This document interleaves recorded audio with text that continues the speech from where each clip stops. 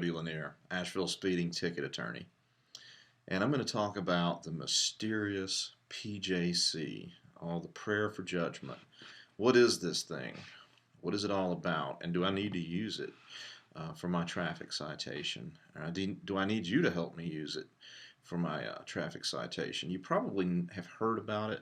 You probably know someone who's used one before. Maybe you've used one before and really didn't know what the effect was. Anyway, it stands for Prayer for Judgment Continued. And what it is it's a plea of guilt. It's a plea of responsibility. Okay, it's a conviction for the citation or the ticket. But what it does, in effect, is it continues that judgment, that punishment, that fine, that probation, that whatever goes along with that ticket or that citation, that punishment that would normally be assessed is continued. And all you have to do is pay court costs.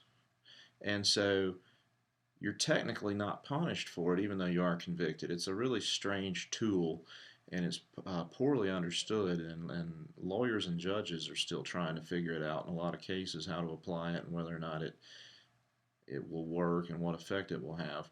But I can tell you this, in a lot of cases it's very useful. And the biggest misconception that people seem to have about PJC is that once you use it, you can never use it again, or if you use it again or try to, or if you get another ticket, then it will undo the first PJC and they both come back on you. I don't know where that myth got started, but I hear it all the time from clients and potential clients. It's just not true. You can use as many PJCs as a judge will allow you.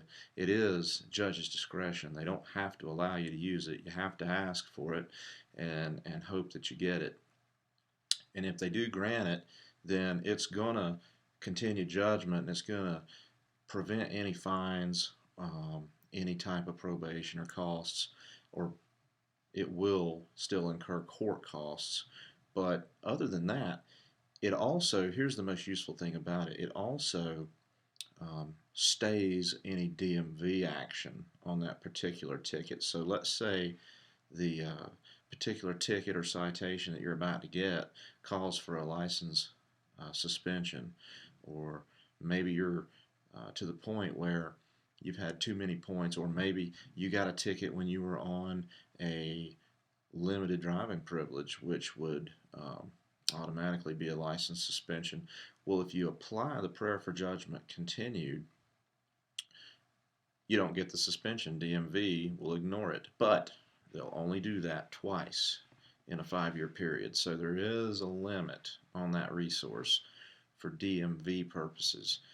As far as your insurance premiums, as long as no one else on your policy has used a PJC within the last 3 years, you can spend one PJC per 3 years, and it will avoid insurance impact on that particular citation. Now, there are some other limitations, such as excessive speeding above 25 miles per hour, and there are other things like DWI that you cannot use a PJC on.